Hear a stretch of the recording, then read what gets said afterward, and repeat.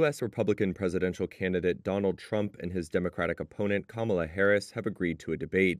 Set for September 10th on ABC, it will be the first face-to-face matchup between the rivals in what polls show is an extremely close race. On Thursday afternoon, Trump appeared publicly for the first time since Harris picked Minnesota Governor Tim Walz as her running mate. I think it's very important to have debates. Trump said he wanted additional debates on September 4th and September 25th that would air on Fox and NBC. He had previously suggested he might back out of the ABC debate, which was scheduled before Harris replaced President Joe Biden as the Democratic candidate less than 3 weeks ago. After Trump's comments, Harris spoke to reporters before leaving Michigan. I'm glad that he's finally agreed to a debate on September 10th. I'm looking forward to it and hope he shows up. An Ipsos poll published on Thursday found Harris had widened her lead over Trump. She leads Trump 42% to 37%, compared to a 37% to 34% lead over Trump in late July. Echoing a recent attack line from his campaign, Trump criticized Harris for not doing a press interview since she replaced Biden on the Democratic ticket. She can't do an interview. She's barely competent. Trump has conducted a steady stream of media interviews, though they are usually with friendly, right-leaning outlets and reporters. Trump announced his Thursday news conference in the morning on his social media platform, and only a select group of reporters were given the advance notice needed to travel to his Florida resort in time. Reuters was not extended an invitation. Harris told reporters Thursday she wants to schedule a sit-down interview, quote, by the end of the week. This video from the Russian Defense Ministry released Thursday purports to show its forces striking Ukrainian armored vehicles on Russian soil. Fighting in Russia's Kursk region continued for a third day after Ukrainian forces smashed through the Russian border in an audacious attack on the world's biggest nuclear power that has forced Moscow to call in reserves. Drone footage released by the Ukrainian military purports to show Russian forces surrendering at a border crossing. Speaking on Thursday, Ukrainian President Volodymyr Zelensky said, quote, everyone can see that the Ukrainian army knows how to surprise and knows how to achieve results. He did not directly reference the Kursk offensive. Russian President Vladimir Putin cast the attack as a, quote, major provocation. Was the White House made aware prior to? No. The White House said the United States, Ukraine's biggest backer, had no prior knowledge of the attack and would seek more details from Kyiv. Washington has cautioned Ukraine against striking into Russian territory, fearing it could escalate the conflict. Ескалація – це тільки те, що робить Російська Федерація. In a televised interview on Thursday, Ukrainian presidential advisor Mikhailo Podolyak did not directly address the offensive, but said such maneuvers were both necessary and lawful for a nation under attack. Перше, міжнародне право чітко трактує. International law clearly states that a country waging defensive war has a legal right to execute strikes regardless of how deep certain infrastructure is in the enemy territory. We have a legal right to destroy everything regardless of the distance, be it 100 kilometers, 10 kilometers, or 1,000 kilometers deep into Russian Federation territory. This is a legally correct action. The operation comes at what could be a critical juncture in the conflict. Kyiv is concerned that U.S. support could drop off if Republican Donald Trump wins the November presidential election. Trump has said he would end the war, and both Russia and Ukraine are keen to gain the strongest possible bargaining position on the battlefield. These Serbians want to stop the construction of what would be Europe's biggest lithium mine. The protests have been seen in dozens of cities across Serbia over the past month. Sparked by 48-year-old farmer Zlatko Kakaunovic and his neighbors in Gornje Nedeljice, who voiced concerns the mine would pollute their land and endanger public health. Some protesters say they're even ready to physically stop machinery to prevent the mine's construction. Lithium is a key component used in mobile devices and electric vehicles. In July, Serbia reinstated mining corporation Rio Tinto's license to develop its first European lithium mine in the western Jadar region, 2 years after it was annulled due to protests by environmental groups. The $2.4 billion project could cover 90% of Europe's current lithium needs, making Rio Tinto one of the world's leading lithium producers. Kakaunovic says the mine would free the European Union from reliance on lithium from China, quote, at the expense of our health. In June, Rio Tinto said newly published studies found the project would be safe for local communities. And to ease fears, the Serbian Health Ministry formed a commission to study the impact of lithium mining on human health. Still, residents continue to protest the mine, and a deal signed last month giving EU members access to Serbian raw materials. Activist Liliana Berlovic says, quote, "Nobody wants a country that has become a waste dump, that has become a poison pit." Protesters say they're prepared to escalate if the government fails to pass legislation by August 10th banning lithium exploration. But the government regards the project as a key way to bolster Serbia's troubled economy and has so far not considered the demand. Nobel Peace Laureate Muhammad Yunus was sworn in as leader of Bangladesh's new interim government on Thursday. Yunus made an emotional return home to Bangladesh after weeks of student protests killed about 300 people and injured thousands, forcing Prime Minister Sheikh Hasina to resign and flee to neighbouring India. A harsh critic of Hasina, the 84-year-old arrived in Dhaka from Paris, where he'd been receiving medical treatment. Protesters had backed him to head the caretaker government, which is tasked with holding elections for a new leader. People in the capital, Dhaka, welcomed his appointment, hoping for a new era in Bangladeshi politics. The example that the young generation is set of giving this country a rebirth, we are expecting that Yunus will be able to take it further to reconstruct our nation.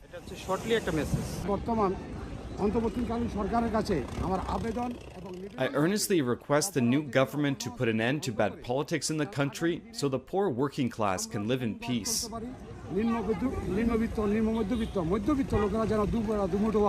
The economist, known as the banker to the poor, received the 2006 Nobel Peace Prize for founding a bank that pioneered the fight against poverty through small loans to needy borrowers.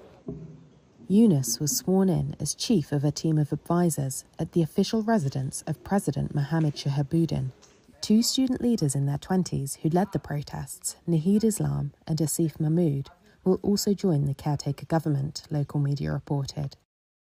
Hasina's Awami League party does not figure in the interim government after she resigned on Monday.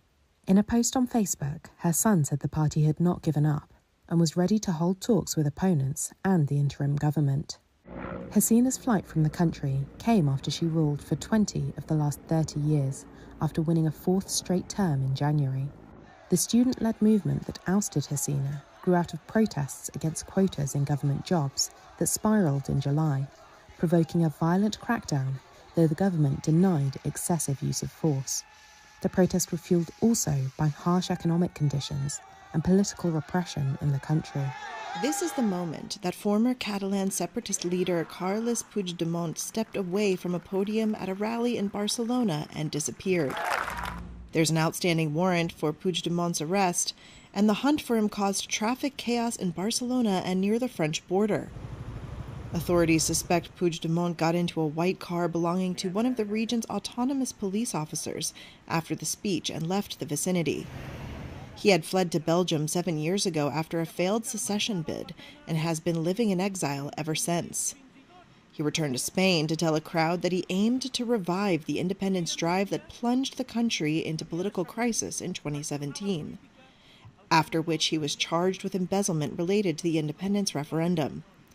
Reacting to news that Puigdemont had once again evaded a large police deployment, a Supreme Court source said a judge had been clear that the former Catalan president was to be arrested. The regional police, known as the Mossos d'Esquadra, said 2 of its officers had been arrested as part of their investigation into Puigdemont's whereabouts, including the owner of the white car. A government spokesperson did not respond to a request for comment, nor did Puigdemont's lawyer. Catalonia's parliament on Thursday afternoon confirmed Socialist Salvador Illa, an ally of Spanish Prime Minister Pedro Sanchez, as head of the Catalan government. The vote ends a decade of separatist rule in the region. Like many other children in Gaza, 3-year-old Yasmin al-Shambari is ravaged by skin disease. There's little chance of relief for her. The 10-month war between Israel and Palestinian militant group Hamas has left Gaza with no clean water, streets running with sewage, and a shortage of aid and medicine.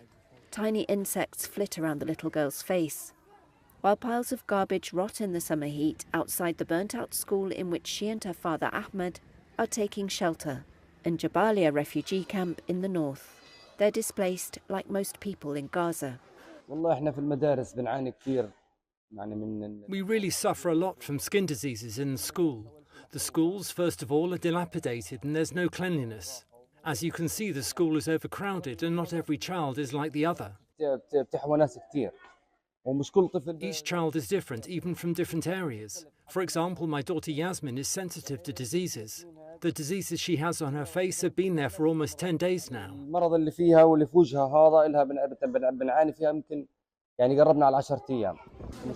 Ammar al-Masharawi, 2.5 years old, has a fiery rash all over his face and body. His father Ahmed is seeking treatment for him in Kamal Adwan Hospital. They've tried others to no avail. The reason is the lack of food and medicine, a shortage of everything. We are suffering from everything. There is no medicine or food for the children. These children were recently weaned and they can't find eggs, bananas, or anything good to support them. There is no milk, semolina, or anything at all. We adults manage somehow, but the children, God help them. Skin diseases are not the only illnesses stalking children in one of the most densely populated places on Earth. The World Health Organization has sounded the alarm that hepatitis A and polio are spreading among children. It blamed a chronic scarcity of water and trash and sewage in the streets, all compounded by people living crowded into shelters where they have to stand in line for hours to use the toilets. Dr. Wissam As-Sakani. The overcrowding of citizens in shelters has also contributed to the rapid spread of skin diseases. Yesterday, we were talking about hepatitis, and today we are talking about contagious skin diseases. Every day there are new diseases spreading among children, such as vitiligo, tinea, psoriasis, and scabies.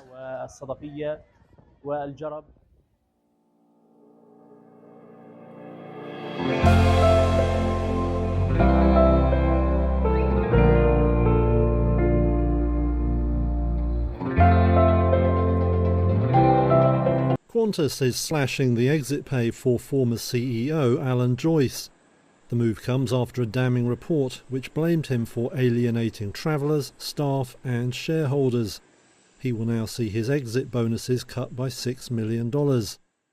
Thursday's move marks a gloomy footnote to Joyce's 15-year reign at the Australian airline, though it does not come out of the blue.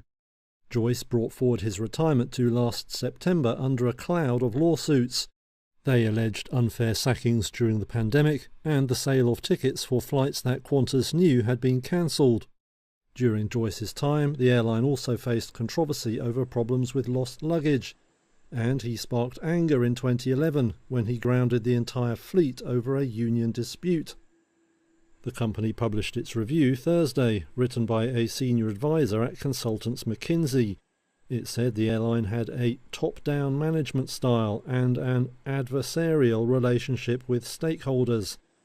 The report said the board had limited visibility or appreciation of the problems. Just days after a disappointing monthly jobs report panicked investors and sent stocks tumbling, data on Thursday showed that maybe the labor market isn't so weak after all. The number of Americans filing for unemployment benefits last week fell to a lower than expected 233,000, according to the U.S. Labor Department. That's a drop of 17,000 applicants from the week before, the largest decline in about 11 months. It was welcome relief for investors who had shed equities and other risky assets after Friday's non-farm payrolls report showed job gains slowed markedly in July and the unemployment rate rose to 4.3%. That boosted recession fears, prompting some to predict the Federal Reserve might begin hiking rates more aggressively than expected to steady the economy. The prior weekly jobless claims number had also signaled potential trouble, rising much more than economists had expected. That now looks like it may have been due in part to seasonal motor vehicle plant shutdowns and disruptions caused by Hurricane Beryl in Texas. Meanwhile, other data on Thursday from the Commerce Department showed that U.S. wholesale inventories increased in June, adding to economic growth in the second quarter. The economy grew at a pace of 2.8% in the second quarter. double the growth pace in the first quarter. U.S. stocks jumped on Thursday after data showed unemployment claims fell more than expected last week, soothing worries the labor market was weakening too quickly. The Dow gained 1.75%, the S&P 500 rose 2.3%, and the Nasdaq soared nearly 2.9%.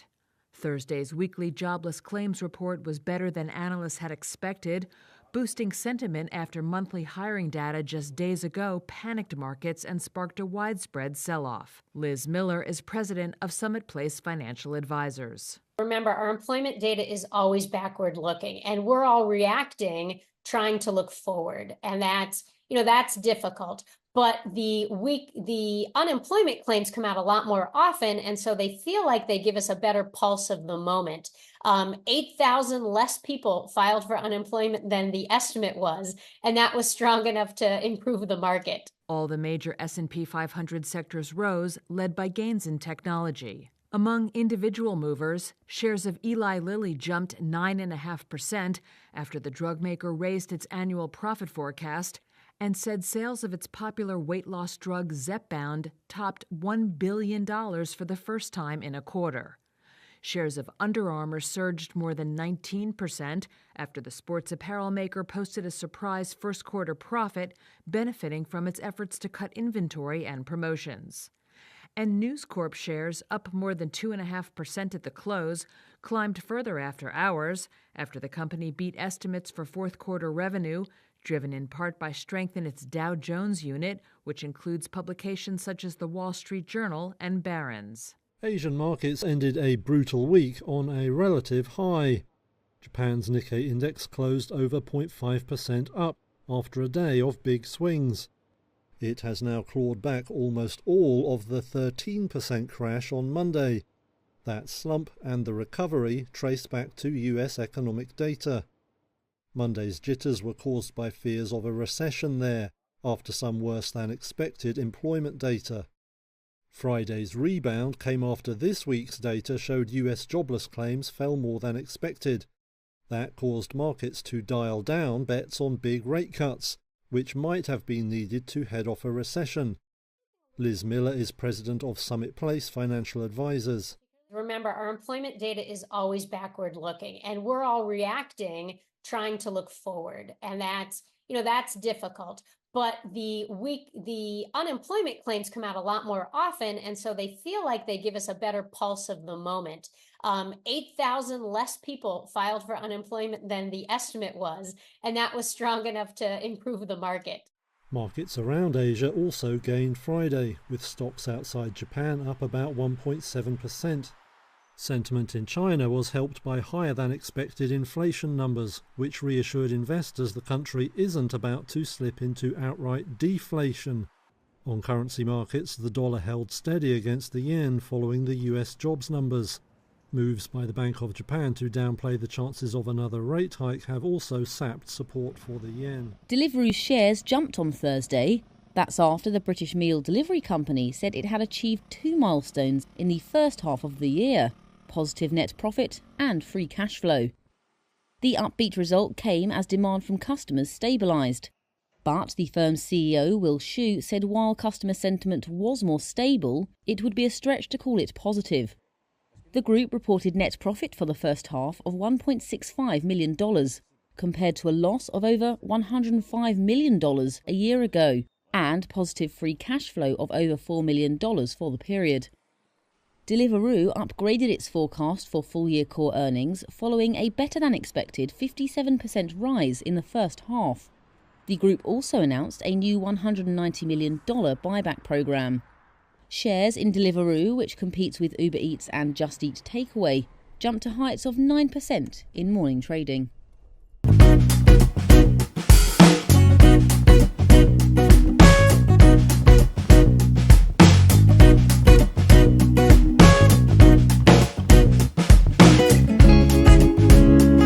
Prime Video is taking on Hollywood.